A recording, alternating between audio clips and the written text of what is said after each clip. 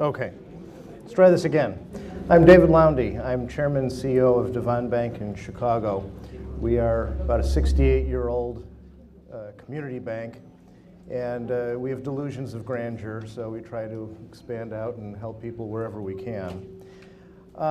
Before I start on my prepared remarks, as I used to say when I taught law school, I have an outline, don't make me use it. I'd like to take a bit of a diversion and talk about the materials that were handed out. And I don't mean this to sound unduly critical, but I looked through the materials, didn't read it in depth, but I have some issues with it. And I hope that we will be able to work on these and address some of those issues before they're in final form. But I was concerned because I think the materials give a bit of an improper impression of the industry and where it is right now. These materials are presented from largely one perspective. And the difficulty with Islamic finance in the US is it's essentially the bastard stepchild of about 5 different parents.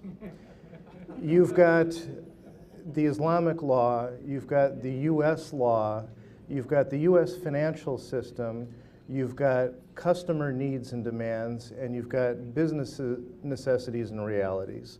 And all of these have to be factored into one product. Some of this material questions the intent of some of the providers, and rather than question the intent of the providers, I'll simply tell you what the intent of this provider is.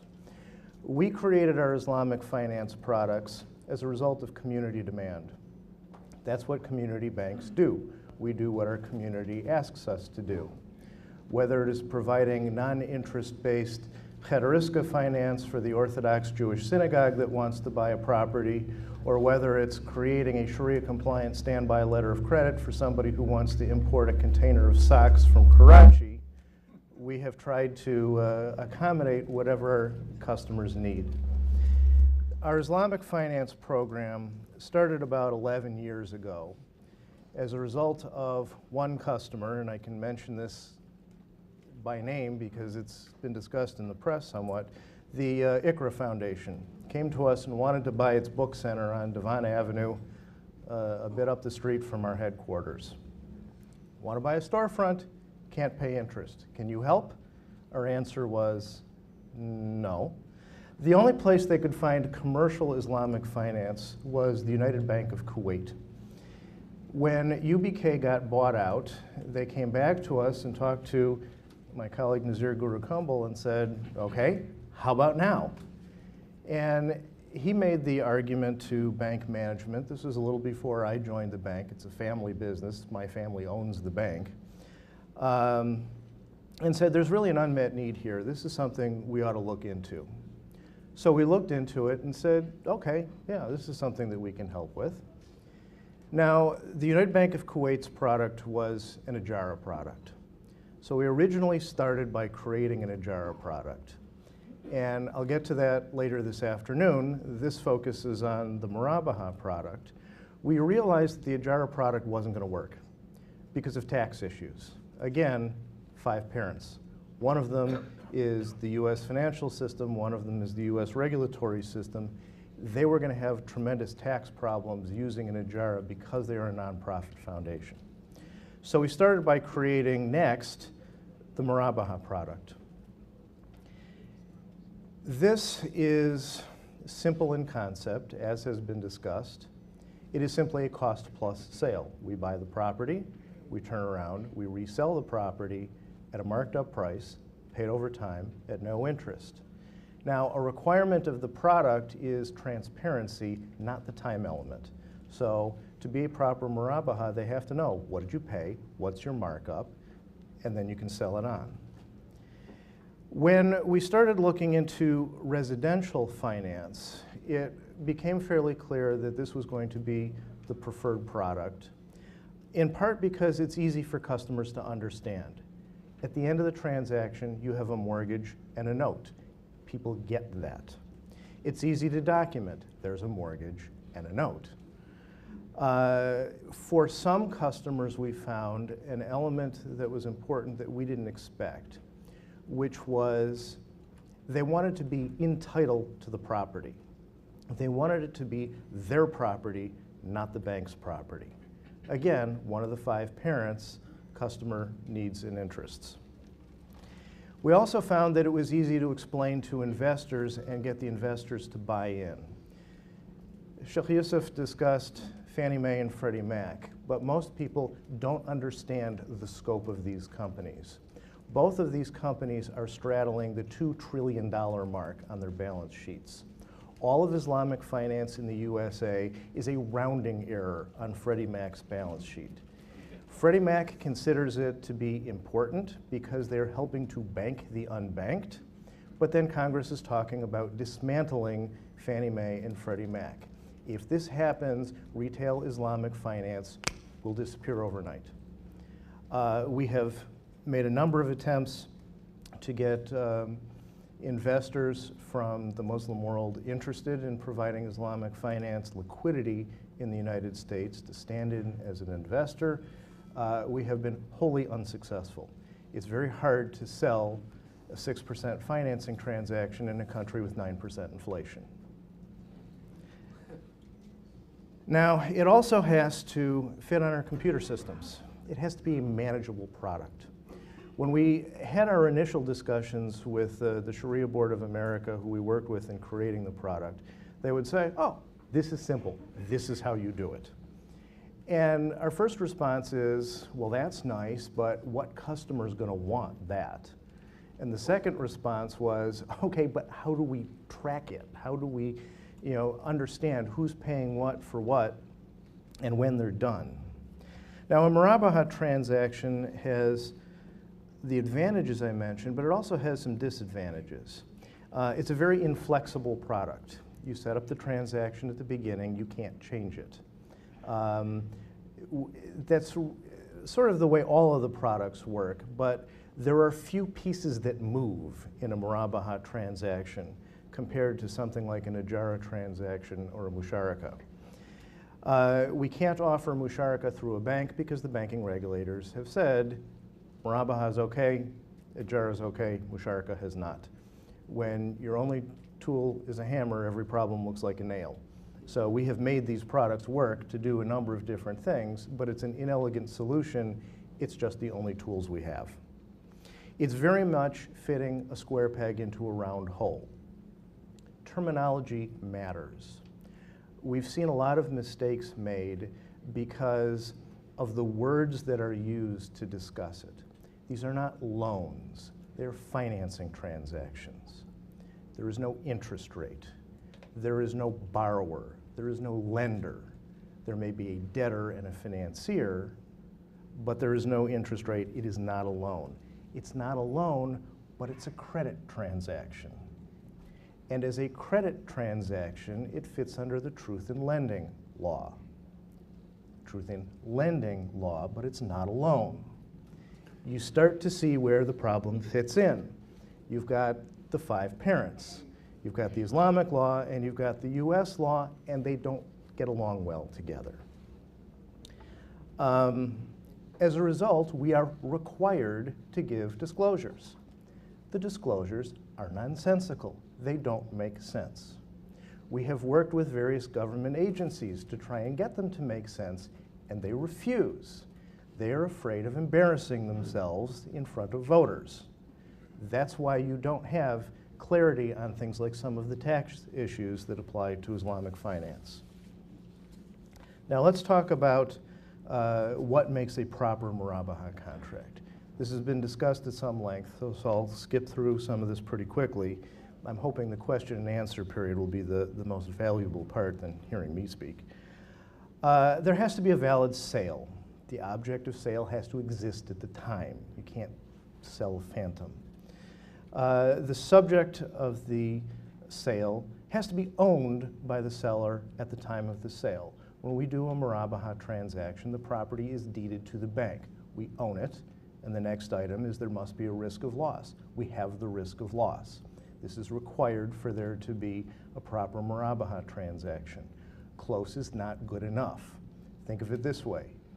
Pull pin, open window, throw grenade. The actual order matters. If you get it wrong, you have a problem, or at least not a valid Murabaha contract here. We have asked various scholars who said, oh, you don't own the property long enough. You don't have enough risk. And our response is, please tell me, what is the required amount of time?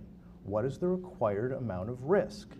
If you have an authoritative answer to that, we would be very interested to hear it. We have been given no answer to that question. So we do what makes the most sense to accommodate two of the other parents, business reality and the US regulators' view, because the Sharia parent hasn't answered the question, hasn't voted on that issue. The sale has to be instant and absolute, not contingent, not an issue. The item sold must have some value. When you're dealing with $250,000 transactions, there's usually value there. Subject to the sale must not be haram. We are not doing Islamic financing on distilleries and casinos. Subject to the sale must be specifically known and identified to the buyer. If you have 4 houses, I need to know which one you're buying. Delivery must be certain and not contingent.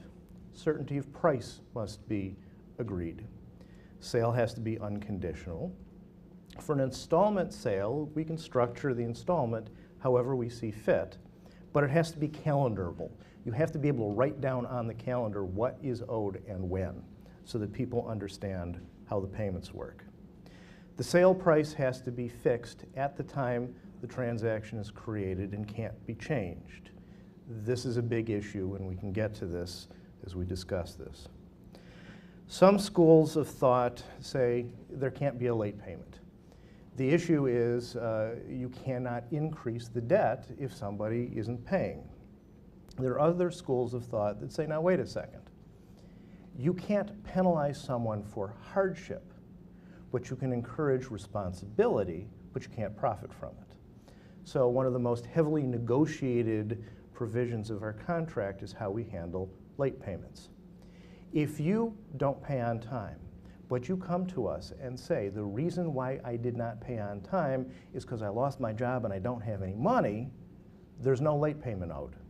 That would be increasing the debt due to hardship, and that we don't do. But if your answer is, I went on vacation, I forgot to mail the check, that's your problem, not mine. There is a late payment due then. We offset our costs of collection, the rest gets donated to charity. We're not profiting from the late payment, but it's there to encourage responsibility.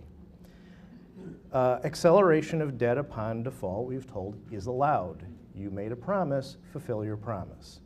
If you don't fulfill your promise, then we're going to enforce the promise because that's what one of the parents requires. You know, we are not forcing you into a transaction that you didn't agree to, but you did agree to this, and we detrimentally relied on this. We are out money. We have invested in you. It is our money tied up in your house, and we expect you to do what you promised. Granting of additional security to secure that promise is allowed. That's why there's a mortgage. You're going to pay us, we're going to put a lien on your house to make sure that you do. One item that doesn't come up with us, but it does come up with some potential transactions that we looked into at one point and abandoned, is for a murabaha, the financing has to be tied to the need to the commodity. And this is the commodity murabaha, or the tawarruk issue. You have to buy the house because you want the house. It is not a mechanism to incur a debt because you need more cash and you have no interest in the house. And that comes up with our contracts, and that was one of the criticisms here. If you are investing in a house because you're going to use it, we are evaluating the risk based on what we know about you and how people like you tend to act. And the risk profile of someone living in a house is different than the risk profile of someone who is speculating in real estate. So if you are not going to live in the house after you have promised us that that's what you're going to do, you lied to us in our risk evaluation. We now based our agreement to enter into this transaction on a fraud. and that's a problem for us. That's why it's structured the way it is. Let's talk about some practical issues. The mortgage is used to secure debt, but it looks very much like a standard Fannie Freddie mortgage because that's how it was originally created, but there's no interest rate in it. That causes issues. There are tax complications, and there are tax complications because depending on what state and sometimes what county you're in, there is principal and there is interest. In an Islamic financing transaction, it's all principal if it's a murabaha. Buy a house for 100, sell it for 150, you owe us in debt 150. If you go to New York and want to buy a house with a murabaha, they tax the principal. It's now 150. That's a hugely expensive mortgage tax. We don't do a lot of murabaha transactions in New York as a result. We talked about late payments, prepayments. Prepayments, and I'm running out of time, so I'm going to skip kind of quickly through the rest of my issues. This is the next most heavily negotiated portion of our contract because the debt's 150. So let's say you want to move after 6 months. Your job got transferred, got to go. How much do you owe us? Well, you agreed to pay us 150, so pay us 150. Well, what the customer is really asking is, if I pay you now, will you accept a discount in exchange for that early payment? And we originally had in our first 3 or 4 murabaha contracts a checkbox. And there were 3 options. Option number 1 is, I agree to pay 150, I will pay 150. Option 2 was a very carefully rehearsed answer. The bank, at its discretion, may discount the debt in exchange for early payment, but we can't agree in advance as to whether or not there will be a discount and how much any discount will be. Option number 3 is, yes, I expect a discount and it's going to match the amortization table in Exhibit D. The Sharia board looked at this and said, okay, time out. Option number 1 is, from a Sharia standpoint, entirely correct. We may be Muslim, but we ain't stupid. Nobody's going to check box 1. Although it's permissible, it's not the only permissible answer. Option 3 is not Sharia compliant, take it out. That left us with option 2. So the bank, at its discretion, may discount the debt in exchange for early payment. Now with that, I'm about out of time, so I will turn over the panel, but I look forward to your questions, because that's when we get to the good stuff, and I know what's really important to you all. Thank you for your attention.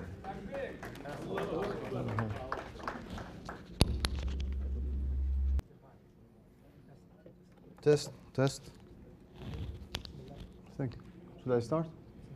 بسم الله الرحمن الرحيم الحمد لله رب العالمين اللهم صل وسلم وبارك على محمد وعلى آله وصحبه أجمعين اللهم نور قلوبنا بالعلم وزين أخلاقنا بالحلم وافتح بيننا وبين قومنا بالحق وأنت خير الفاتحين اللهم افتح بيننا وبين قومنا بالحق وأنت خير الفاتحين اللهم افتح بيننا وبين قومنا بالحق وأنت خير الفاتحين ثم أما بعد السلام عليكم ورحمة الله وبركاته وطبتم وطاب ممشاكم وتبوأتم من الجنة منزلا بإذن الله عز وجل ثم أما بعد. Up to this point, I think, and I might be wrong, that we are still discussing the symptoms of the problem, but we are not diagnosing the problem. The diagnosis, in my opinion, is that we are trying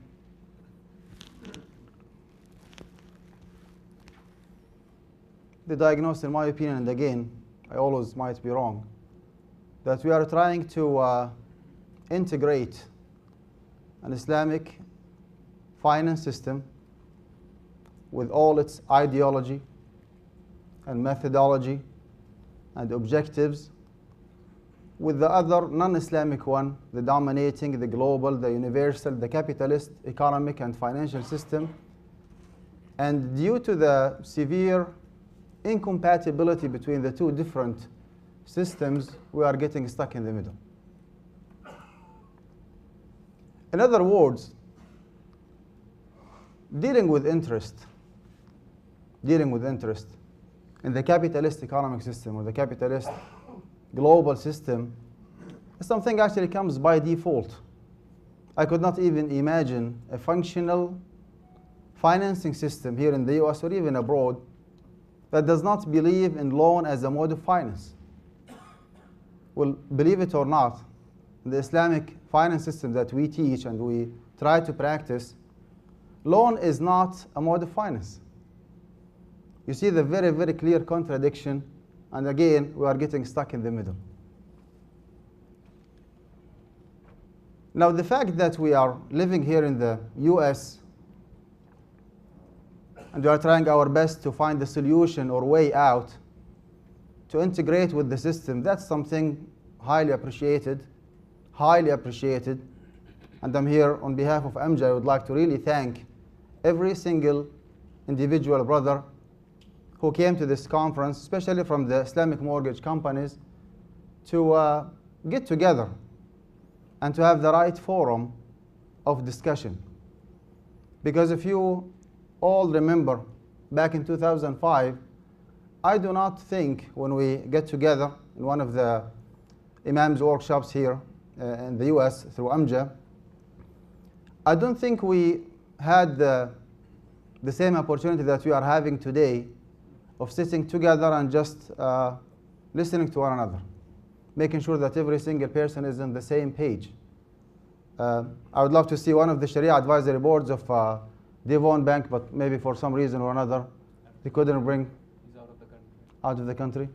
And I would love to have a sheikh or a scholar from Devon Bank so we can communicate and see what's going on. Regarding the murabaha of Devon Bank, I mean, this is just an introduction to the topic.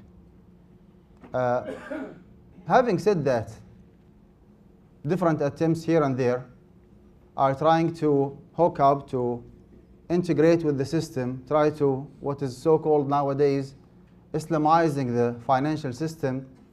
And I don't want to be like a pessimist, as they say, but I'm trying to be more practical.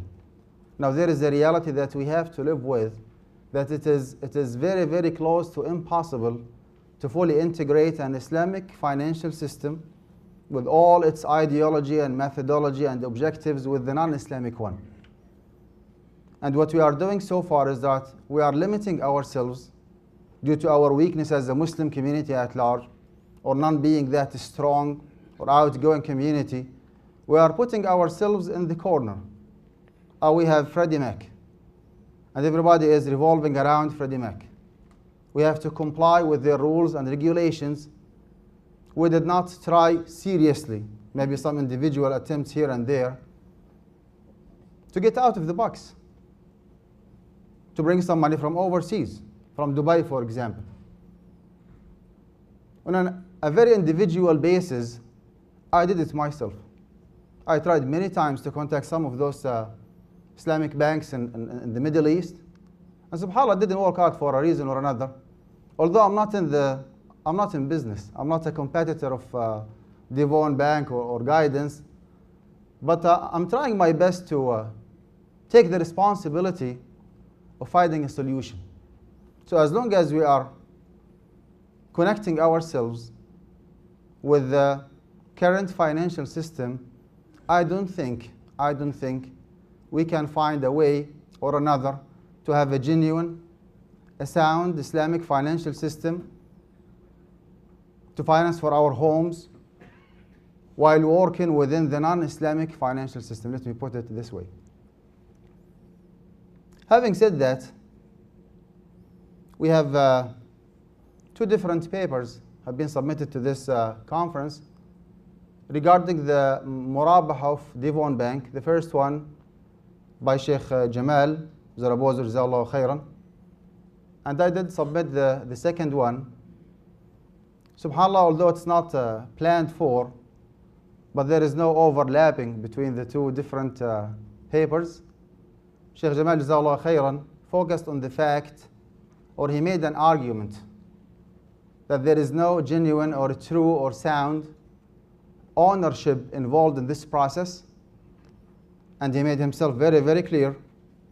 He had a very informative introduction to the topic, where he shared one of the official documents had been issued back in 1999 to show that even if you want to go, well, there was an attempt for one of the banks, Allahu Alam which bank it was at that time, to establish a murabaha system.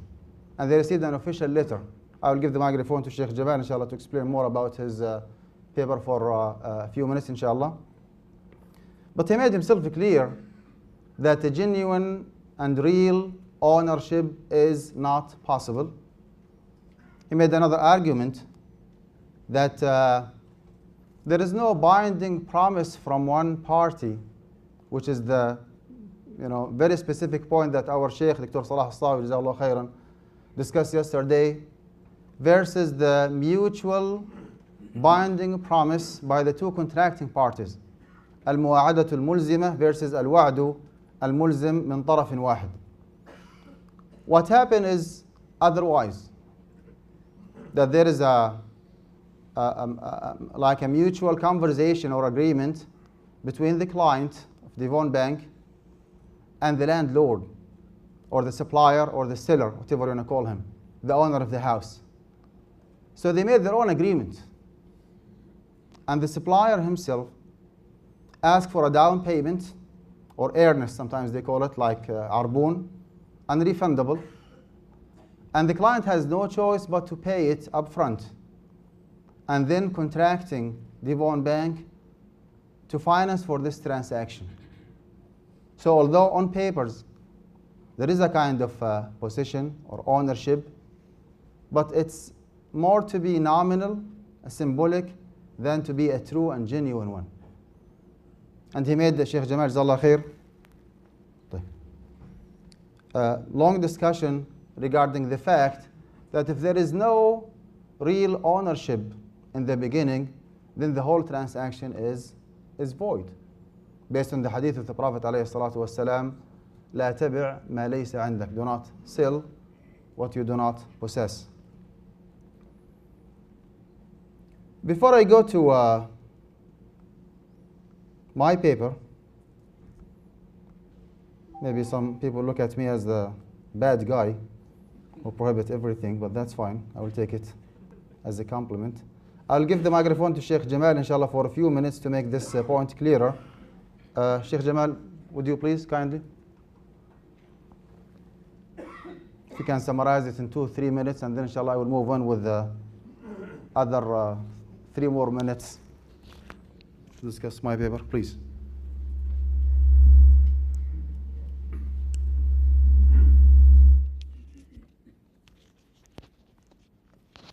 You're good to go. Assalamu alaikum wa rahmatullahi wa barakatuh.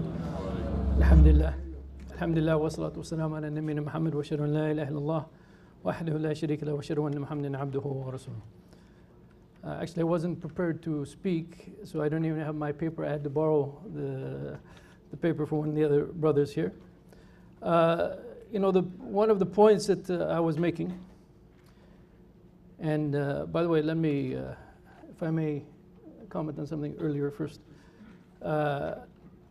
One of the points that I made at the end, which I think Mr. Laundy did not like, perhaps, what I said. What I was saying there at the end is that these banks, who are just regular banks in the United States, they are not entering into murabaha or ijara or Islamic finance because they don't believe in riba. Okay, that's not the issue. The rest of their banking is going along day by day. They don't seem to have any issue with the concept of riba. So if someone like that, and for whatever intention, and I said in the one case I said supposedly the noble intention, and the other one possibly the non-noble intention, whatever the intention is, if this organization is known to accept and have not any issue with riba, it would not be surprising that if they were to do a contract that is really riba, a kind of hidden riba from Sharia point of view, and they don't see any issue with it. So I wasn't necessarily saying that their intention is evil, but as you mentioned, and as in the interview that I quoted from you, you mentioned that it's a matter of consumer demand. You have consumers, you have Muslim consumers, and so therefore you're trying to meet their needs. So you're trying to meet their needs in a way that is acceptable to them, but in a way that is acceptable to you as well, because that's also one of the five. And the way that is acceptable to you as a general practice doesn't necessarily involve a prohibition and a dislike of riba that a Muslim should possess. So I just wanted to comment on that since you made that point earlier. The other issue that I mentioned also is related to the office, the letter from the interpretive letter from the office of the controller of the currency, which deals with murabaha. And I'm under the assumption, and there's another paper also written that says that the basis, I can ask you now since you're here, the Divan Bank's murabaha, the acceptance of that by the banking industry, is that based on this interpretive letter? In my perspective, that opened the door. Okay, all right. So one of the issues that is very clear is that banks in the United States, for different reasons, banks are not actually allowed to own property. They have foreclosure, and so there's some exceptions to this, but basically they're not supposed to take their customers' money and their investors' money and put it into risky investments. And there's some other stories about the law, the history behind that law as well. But they're not allowed to actually own property. Okay? So when they do own property, either through murabaha or through ijara, they make it very clear, and the interpretive letter made it clear that they don't become the real owners of that property. It is a name only, and it is more of a fictitious legal thing than anything else. So it's not the matter of time. It's not the matter of time. You could actually buy it and own it and then quickly resell it. But you have to be a full and the real owner of that. And some of the signs that I have issues with, number one, the customer actually pays earnest, either like a deposit to the buyer of the house. So the bank, you have the bank, to the seller of the house. You have the seller of the house, you have the bank, and then you have the Muslim buyer. So the bank actually, at no time, if the house is 150,000, or let's say 100,000, and the Muslim put up $10,000, the bank who now is going to own it actually never pays 100,000 for the house, because that 10,000 goes into their account or is on their behalf. So it's like the Muslim buyer is now giving Divan Bank a loan for $10,000, and as a result of that loan, they are now going to get the house, which, by the way, is another issue of benefiting from the loan. So at no time does actually Divan Bank pay the whole money for the house. They do not pay all of the real estate transactions and so forth that would make them the owner of the house. According to the interpretive letter, they don't take on any of the responsibilities, legal responsibilities related to warranty and so forth of the house. And so therefore, it is not a true ownership of the house in which they turn around and sell it to the buyer. So I think I've taken enough of Sheikh Man's time. So I think he deserves a couple of seconds more. How many of these did you put on me?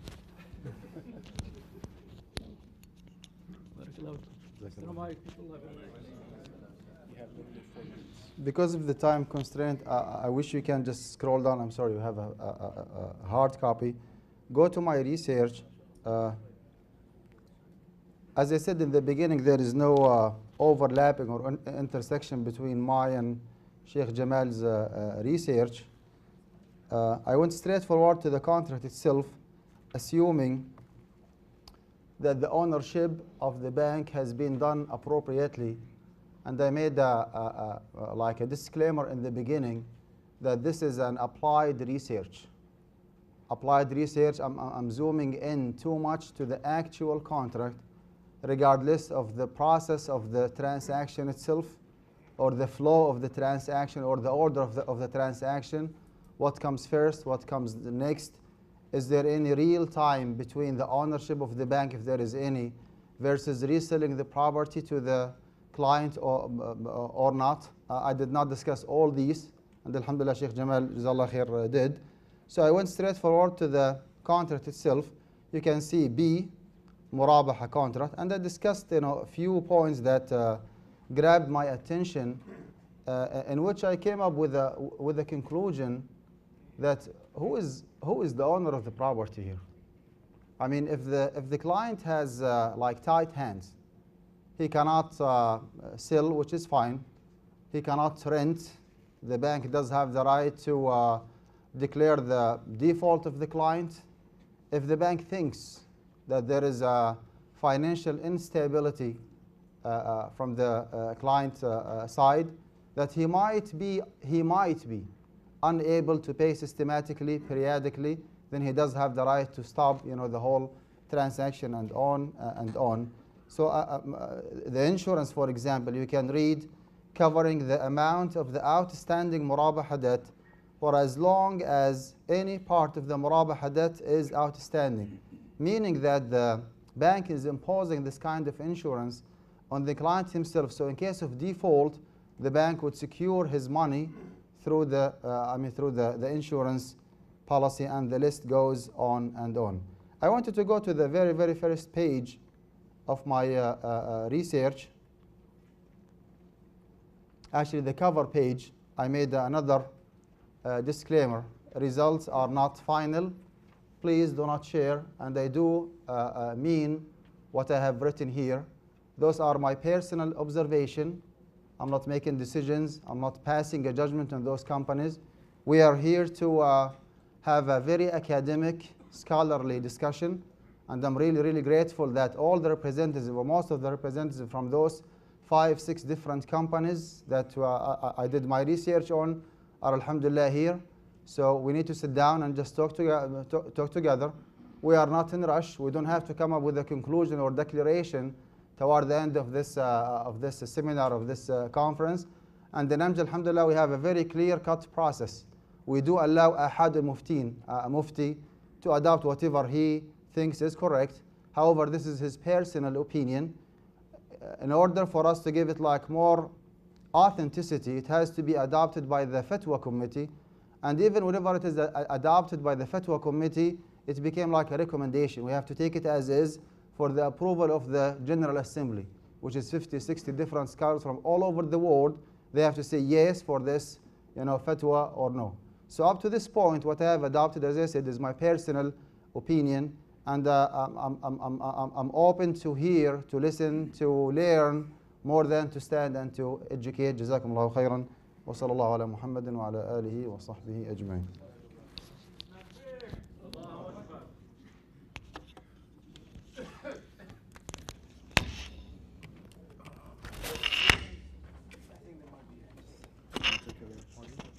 No, you're just going to stay there, inshallah. So currently, we're going to then open it up for Q&A. And alhamdulillah, this session here, we have about 35 minutes for question and answer. So basically, this session will end at 12:30. So please, those who do have anything of questions, we ask that you line up. Once again, we remind you to please state whatever it is you're going to state of a concern, of a question within a minute, please. And we also hope that the responses can also be limited to about 3 to 5 minutes, so that this way we can give enough time to everybody that is standing patiently, please. That's more than enough, actually. I don't want to talk a lot. Assalamu alaikum. I personally invest in real estate, but I pay cash for my investment. But I have some idea about real estate. You are trying to engineer a financial system to be a hybrid between two systems that they are, as you said, incompatible. My first question is, what are your other options? Because the customer, do you like it or not, they will go to the bank and they will comply with the bank conditions, and this is the reality. The second question to the CEO of the bank, if I bought a house under the Murabaha, and I paid for 5 years, for example, $1,000 per month, that's 60,000. If you accelerate the payment for one reason or another, what is the fate of the 60,000? How much do I owe for it? Is it rent? There is a residual will come back to me? This is really very important because we cannot guarantee the financial conditions of everyone. This will happen and you will face it. And foreclosures are a good example for that. Thank you. Well, there is an ideal solution and there is a practical one. The ideal one is to declare our independence and to start our own financial system, which is impossible. It takes a lot of time and effort to build our own institutes. And the practical one is to take this conference as just a raising flag, that there is something fundamental in those banks that have to be taken into consideration. My third point here is that I think Dr. Hatem Al-Haj raised this point early in the morning, that there is a difference between the explicit riba versus the implicit one. Now, if we came up with the conclusion that those contracts do not represent explicit riba, it's not a conventional mortgage process like when you go, for example, to Capital One or to go to Countrywide, there is some hidden riba, there are some glitches here and there, but the contract is still murabaha, is still ijara, is still diminishing partnership. Then because of the overall need, then we can just I don't want to say like overlook. I mean, we can come up with a dispensation, with a rukhsa, with a license, with exception, and say, well, for the time being, because there is a need. By the way, there is no necessity. There is a need. There is an overall need for people to own houses. I'm talking about myself. I'm paying $1,850 per month as a rent. And if someone else want to go through the regular option, maybe the same house could be bought for only $1,000. I will be saving a lot of money, and at the end of the day, the house will be mine. But this is halal and this is haram. ذلك بأنهم قالوا إنما البيع مثل الربا وأحل الله البيع وحرم الربا. Back to the point, it has to be a collective fatwa, not by an individual mufti like me, like a fiqh council or more than a fiqh council have to get together and say, yes, there is a desperate need, not desperate, overall need for Muslims in the US to own houses. Those contracts are acceptable enough. Okay, you can go with Devon Bank, regardless of my personal approach that I adopted in my research. I wish I answered my part. I will give the microphone to Mr. I'm sorry. Oh, you have your own? Yeah. Okay. To touch just quickly on You can keep sitting, David. so everybody can see. Just keep your smile, please. To touch quickly on your first question, we have tried to create better products. Our position is, as a non-Muslim financial institution, if we are to have credibility, we have to have the most Sharia-compliant products available, and that is what we strive to do. Those people who don't care as much will still use our products. Those people who care more, we hope will still use our products. We understand that there is a spectrum of belief, and we will never hit the far end. And we're okay with that, because nobody's going to hit the far end in a regulated environment. We have tried to create a beginning-to-end Islamic bank. We've tried 3 or 4 times now and have not been able to raise the investor capital. Even if you create an Islamic bank, and we will try again, it still can't do anything more than the regulations will allow. So you're still working within a regulated environment that controls things more than some people would like to have happen. As to the second question, you have an asset and you have a lien against an asset. Your asset varies in value. If there is value there and it's worth more than the debt, you're going to sell it. I'm not going to take it away from you. You're going to sell it to somebody else, and you're going to pay off the debt, and you're going to be done. What the real question is there a deficiency judgment? If I enforce your promise to pay, and I enforce my lien, and I take the property away from you, and I sell it for more, do you get anything? The answer is, it's my property now. I took it away. If you want to negotiate with me before we get to that stage, we're having a very different discussion. But a foreclosure is a last step. It's not a first step if something has gone wrong. If we've gotten to foreclosure, this has been probably a 2-year process in which you aren't paying, and it shouldn't get to that stage if there's real value. If the value is not there, and we do take away the house, and we sell the house, and we cannot recoup our money, if we're not allowed a deficiency judgment, which I believe is the way our contracts are stated, and you can check them yourself, anybody can check them, then we're done. Because you made your promise, we made our promise, you didn't perform, we did perform, but a relationship has ended and it ends with the asset. If it's a conventional loan and a deficiency judgment is allowed, now I can chase after you in everything you hold dear until I get every last penny out of you, even if I have to sell your dog to do it. This is not the case with a murabaha. Follow-up question. Is it a deed for a contract similar to that? A deed for a contract? It is very similar to a deed for contract. Muslims are not allowed to own dogs. elaborate on the deficiency judgment, Dr. Mann. Take the mic, please.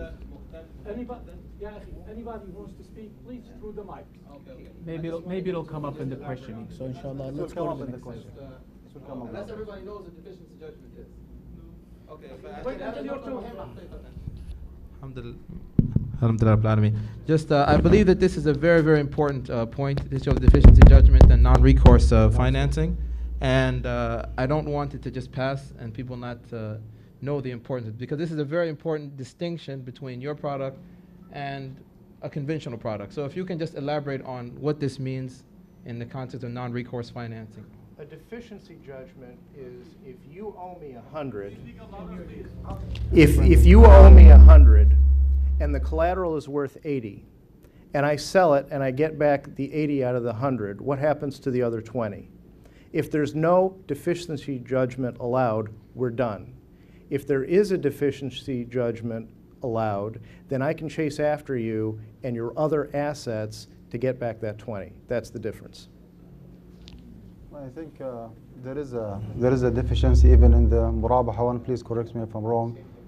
The contract itself indicates clearly that you do have the right, to chase your client and to collect your money. You do have the right to set off or to freeze, even the assets or the bank accounts with Devon to get your money, because as you said in your presentation, that the price is fixed already. There is nothing called capital or principal versus profit. It's just a lump sum, 100 versus 150, and everybody is happy. So whenever there is a deficiency or default, as you call it in the contract, then you do have the right to, according to your term, to chase him and to get your full amount. Please. The right of set-off I will have to look into more specifically. I believe that is a Freddie Mac required provision. And we still can't take more than we're owed. But it gives us the right to tap into that money should we need to. To collect the whole amount, the whole outstanding balance. I think this is my point. But the issue is, do we have the right? And what language do we use to get that right? Yeah. And I don't believe we have a lot of flexibility in the language that we use. That language, in essential, right. matters in the enforcement, not in the so you're going to review it, just look at it. Yeah, it's worth looking at, and it's Sure. worth trying to remind us of why is it there, and is there flex in it? Okay. And to the extent that you have a problem with it, our perspective has always been, if you can show us how to fix it, and there's something not right, we will look into that. Assalamu alaikum, jazakumullah khair. First of all, thank you for the providers for those services. I basically have just two questions. One of them is there a way we can make Amja Whom be, you want to ask, me or any of the gentlemen? basically it's part of it is through Amja. I believe Amja as I'm a not whole. Amja, I'm man. I know it's man, but I'm saying this question for everybody here Just that kidding. being involved in Amja. Is there a way we can make Amja being a part of the process of anyone who wanted to have a financing solution for himself, for example, as a trustworthy society, or let's call it this way? or not? Wallah al-Karim, we are trying our best to do our business as professional as possible. Amja is a fiqh council. Okay. I mean, this is our job. I mean, we receive questions, we come up with answers, we issue fatwa, but we are not in the industry. We are not in the business. We cannot be a part of those companies, not even in their like Sharia advisory board, because this might be a conflict of interest. So we are completely independent. We do cooperate. We listen. We learn from them. We take their notes into consideration. We get back and make our own decision. But we cannot be, to the best of my knowledge, maybe our Sheikh Dr. Salah Sawi is here. He is the Secretary General of the organization. But to my understanding, we cannot. I mean, that's different areas of specialization. We are not in business. Okay, the final question is about, are we going to have a conclusion at the end of the conference about which the best solution that Muslim can take or not? I think the issue is way deeper than what we think. Jazakallah khair, Sheikh Yusuf elaborated on some of the rules and regulations and industrial challenges that, I mean, this industry is facing here in the US. All these dimensions have to be taken into consideration, because as you know, there is something in fiqh called الحاجة العامة والضرورة ومشقة الاحتراز وإلى آخره. So all these dimensions have to be taken into consideration to come up with a realistic solution based on the need of our Muslim community, and obviously without compromising our principles. I don't think we have enough time during the convention itself. Maybe it might take us weeks or even months, I mean, to get more details, to get together with those respected gentlemen from different companies, and to understand more before we come up with a conclusion. Allah. Bismillah. This question is for Mr. Laundy, I believe. Yes. So two really short questions, to which I hope I get long answers, though. First is the penalty for late fees. You mentioned that it's going to charity in Divan. So I would just like to know that in Islamic law, you're not supposed to take any type of benefit. So is there any benefit at all in terms of PR relations when you're actually going and giving that money to charity? Do you put your banner up, when you're feeding the poor, or whatever you're doing? Is there any type of benefit at all that you're getting out of that? That's number one. And number two, you asked us why can't Muslim scholars give us a specific period of how long we're supposed to own the property for in order to determine that we actually have this amount of risk? Well, it's been stated that banks are not allowed to own properties in the first place. So if you can't actually own the property and you can address whether or not you're really owning the property, what's the point of even asking for that time frame? Jazakumullah khair. As to your first question, you've raised essentially an impossibility. And the reason why is the regulators... It's not him, it's the sound system. No, it's not muted. Because there is a Community Reinvestment Act and we get examined for it, the examiners come and look at who we gave money to, whether we make any announcement about it or not. So even if we have no intent to profit, it still gets added into the equation. So at that minimal level, there is no way we cannot profit from having made a charitable contribution. How about outside of it? It is our intent that we will not profit from it, and we don't go out of the way to put out press releases saying we donated X dollars to Guidance Academy coming from our irresponsible customers' hides. We don't do that sort of thing. Your second question, remind me your second question. It's, you asked what the amount of ownership. And how can you own some? Do you agree that the fact that a bank cannot own, and do you agree that you're not really owning? If you could just answer those The questions. bank can own property. And the bank can own property for a set of very limited reasons. And the element that really shows that is an Ijara transaction. Because in an Ijara transaction, we may have, in this case, a subsidiary own the property for 25 or 30 years. So there are occasions that fit with Islamic finance where we can own the property. There is an interpretive letter for Ijara, there's an interpretive letter for Murabaha. Both of those were obtained by the United Bank of Kuwait.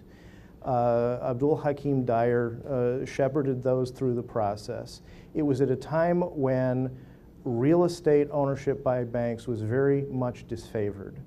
And there's a little bit of politics that is going into those interpretive letters where they are trying to fit around one of the regulator's cubby holes by saying, no, really, we have no intent to own this. But there is a provision in at least the Illinois banking statute that says you can own property if it is incident to the business of banking. And I would argue that if we are financing somebody's house, that is incident to the business of banking. Politically on our side, if we are talking to the regulators, it's much easier for us to say, oh, there's an OCC interpretive letter that deals with this. It sort of ends the discussion. We don't have to get them to research what is the scope of this provision. Has it ever been used for this?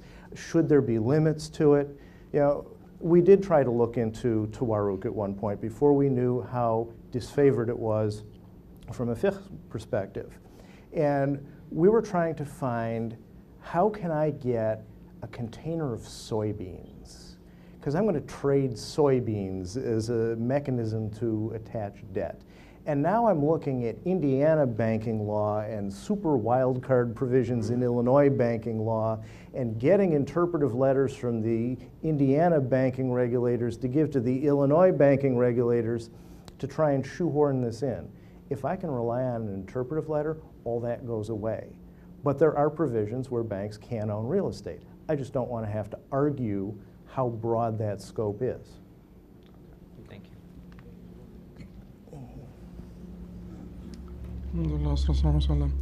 First of all, this is for Mr. Laundy. Thank you very much for your flexibility, your willingness to listen to the interests and needs of your Muslim customers or clients. The fact that you're trying to make profit does not actually take away from, you know, the fact that you've shown flexibility and you wanted to listen to your community, like Muslim members of your community, and wanted to provide a good product for them that's actually compatible with their own value system.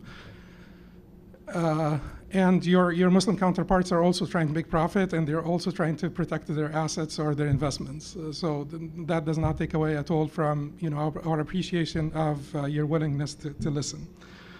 And I want you to just consider this to be like an opportunity to look at it positively, because you may think like you're like Alice in the Wonderland. You're hearing all kinds of questions that are coming from the right and the left, and some of these questions have been already resolved, and we already have standards, IOFI standards, fiqh assembly standards that had already answered many of these questions that you're hearing one more time. We do not, like, this could have been made in two steps, where we could have agreed on some standards that we will accept as Amja, and then reached out to the representatives of the companies and addressed those standards with them, and where they have challenges to meet those standards and so on, provided counsel as much as we could. But we have allowed the representatives of the company to actually peek into the, you know, this wonderland. It is very positive because we allow intellectual discourse. We allow freedom of positions. The positions of the fiqh assembly would not bar someone like Sheikh Jamal Zarabozo from, you know, denying the legitimacy of the binding promise. It is his right, and if he has, you know, substantiation for this, then it is his absolute right. And he has the substantiation of the majority of the earlier scholars, then it is his absolute right. It may, however, be an issue of process, where we could have just presented the IOFI standards and said, where are we not meeting the IOFI standards?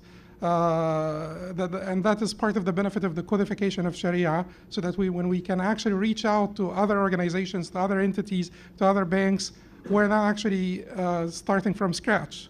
And it looks like we're starting from scratch with some of those points that have been raised. But we appreciate your willingness to listen, and please consider this to be a positive experience where you can actually peek into or look into this and just like behold this beautiful discourse which will help all the representatives of the companies understand more about the objectives and goals of Sharia. The Sharia does not want to immunize capital, because to give immunity to capital, someone will be losing. You know, all ventures in this life, all ventures in this world, you know, are subject to loss and profit.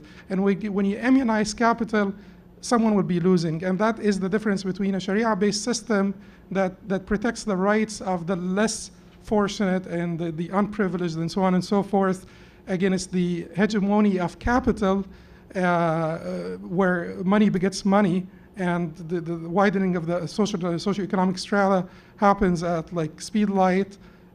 So that is finally the objective. But there are certain mechanisms and techniques by which the Sharia tries to realize this objective, including, and most importantly of them, الضمان الخراج بالضمان الغنم بالغرم, liability and profit go hand in hand, or profit follows liability. So that is why the most crucial issue that we're discussing in the murabaha particularly is that window where the banking, the institution or the finance, you know, the financing agency will be liable, so that it could deserve the profit. جزاك الله خير شيخ حاتم.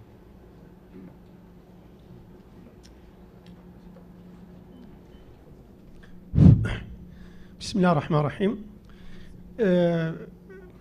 My name is Muhsin Asinger and I'm coming from Sweden. My English is not very well, but I try to speak in Arabic if there is someone to try to translate it إن شاء الله. تفضل. طبعا السلام عليكم ورحمة الله وبركاته. اسمي محسن آسنجر وأنا أمثل جمعية في ستوكهولم عاصمة السويد، والجمعية اسمها المركز الثقافي الإسلامي للجالية الكردية الموجود في ستوكهولم. فطبعا ما شاء الله النقاشات اللي صار بالنسبة للربا والقرض وهذه الأشياء، فنحن من في يعني الثمانينات أواخر الثمانينات يعني ناقشنا هذه الأشياء مع بنوك يعني كبيرة ومعروفة في السويد، على أساس يعني مثل ما قال تفضل الشيخ قال يعني المرض، يعني نشخص المرض نحن دائما سبحان الله، لكن ما عندنا علاج. يعني كل مؤتمرات يعني نجلس ونناقش كذا وكذا وبعدين التوصيات بالأخير ما في علاج سبحان الله. فإما هذه التقصير من عندنا وإلا من الطرف الثاني. فاللي احنا لاحظنا مثلا التجربة اللي احنا عملنا خلال هذه السنين مع البنوك الموجودة في السويد، وأكثريتهم يعني يتعاملون في الدول العربية ومع المسلمين. فيعني قلنا صراحة أكثر من 10 يعني 15 جلسة معهم، فأعطيناهم الفكرة، وهم كان عندهم فكرة عن بالنسبة للمرابحة وهذه الأشياء، لكن النتيجة كان هم قالوا صراحة احنا ما نقدر نتعامل بهذا الأشياء اللي انتم تقولوا، لأن احنا أول مرة في عندهم خوف بالنسبة للربح والخسارة، وثانيا ما يريدون يجازفون بهذه الأشياء، هم قالوا صراحة. لكن بدل هذه الأشياء هم دوروا على حلول ثانية، اتصلوا ببعض الجمعيات الأخرى فاتكلموا معهم، قالوا إنه احنا سامعين إنه في فتوى، هذه الفتوى الشاذة اللي قالوا إنه ممكن يعني واحد يعني يتداين بالبنوك ويشتري البيوت وهذه الأشياء، والمصدر هو نفس المصدر القديم من إمام حنيفة رحمه الله أو ابن حجر، فيعيدون نفس الأخطاء، والعلماء جاوبوا هذه الأشياء. لكن هم عينوا مع الأسف محمد وعبد الله عندهم على أساس أنه يجيبوا لهم يعني الأشخاص يعني يقرضون من تفضل فيعني مختصر إن شاء الله. فلذلك الآن هم اللي موظفين والمسلمين يتصلون بهم يقولون هذه الفتوى موجود. فأنا سؤالي للأخ لوني اللي اسمه من البنك، يعني هم بالنسبة لهم يعني كيف هو يقدر يخرج من أمر المسؤولين اللي في البنك ويخدم المسلمين، أو هو بس يعني لازم يطبق مثل ما هم يعني يأمرون عليه، وجزاكم الله خير.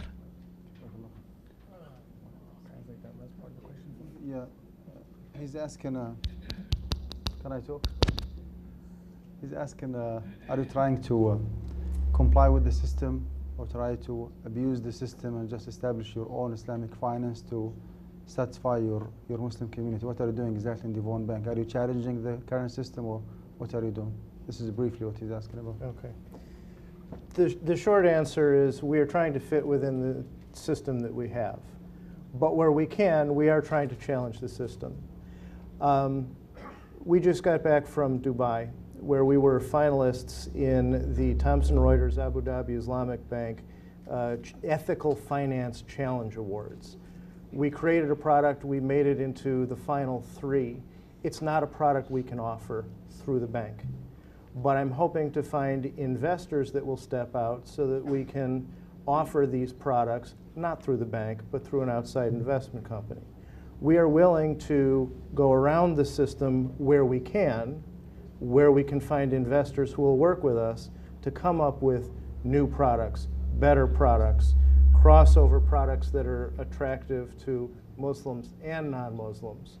But without the investor support, we have no choice but to work within the existing system. Thank you.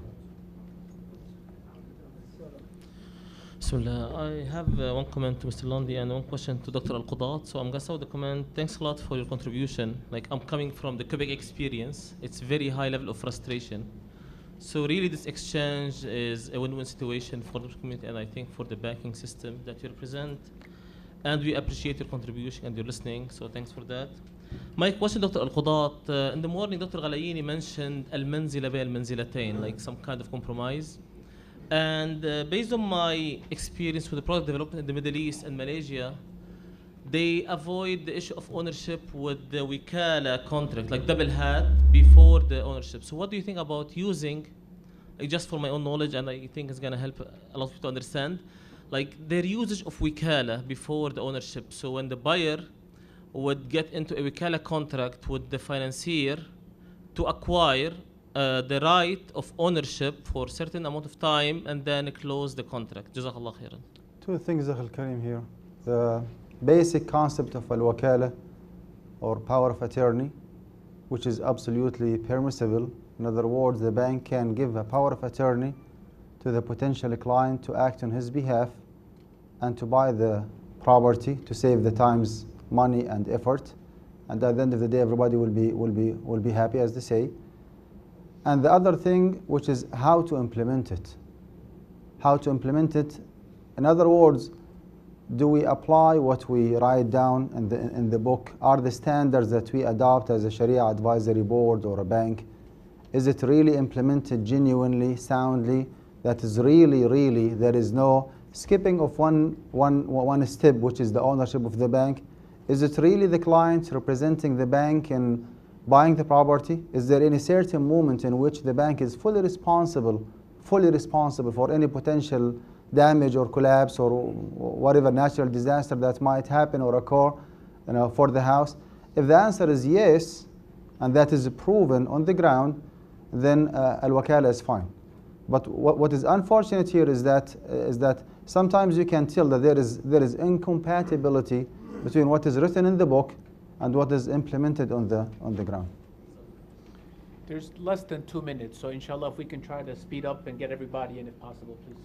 I'll make this quick. I just wanted to thank Devon Bank. I want you to be successful. I want you to make money as well, and there's no problem with that. And if any financial institution who moves towards Islamic financing, I encourage them, and thank you for that. My real question, my own experience with Devon Bank, I was given an appointment. The agent came over to my house, and I wanted to see the Devon title that they've bought the house for me.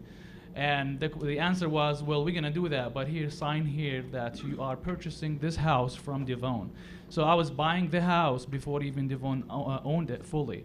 And it boiled down to, as my understanding from the agent, that it's going to be one transaction that will be recorded, two titles on the house. The first one is with Devon, and the second for myself. But it was the same transaction, so they really didn't own the house, at first. So my question to you, as a bank, did you take any steps to kind of try to own the houses or the property, to fully own them and register them to a point where you could actually present a title to the buyer?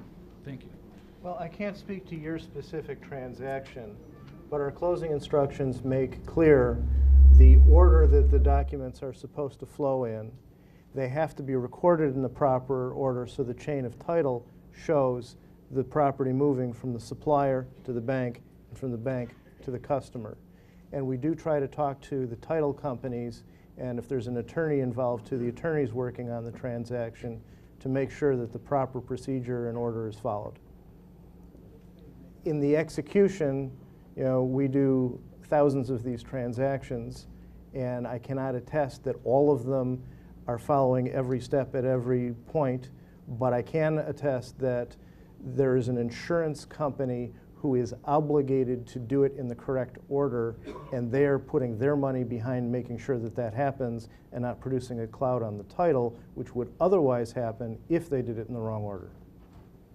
Thank you for your answer. I believe that the titles were registered in order. The problem was, at the time when I bought it, I didn't have the Devon title that they owned the bank. That was the argument.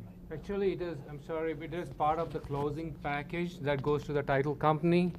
The first document that assures that this transaction is done in the right way is the assignment to the purchase contract, which is a legal document which replaces you with Devon Bank as the buyer. You may not have seen it, but it should be in your closing package. And the next thing is the title comes directly from the seller to the bank. You get a copy of the title from Devon Bank to you, which is a document that is recorded by the title company and mailed out to you. But again, I don't know about your specific transaction, but that's the sequential order that the title companies are required to follow according to instructions. At the time that I signed buying the house from Devon, did you actually own the house? That's the problem. Yeah, like I said, the assignment to the sales contract. The problem is you didn't own it. Let's not, if it's possible, just so I can interrupt, it's not a personal issue now that we're going to discuss. If you have something with regards to a contract that you had, inshallah, you'll be sticking around, maybe you can address it. Sure. At this time, we're going to ask, because this session is over, that we remain seated. Inshallah, we have presenting to us two of our sponsors, Mercy USA, as well as Halal International. So we ask that inshallah for the next 20 minutes, that if you can please be seated and give them your attention. Jazakumullahu khairan.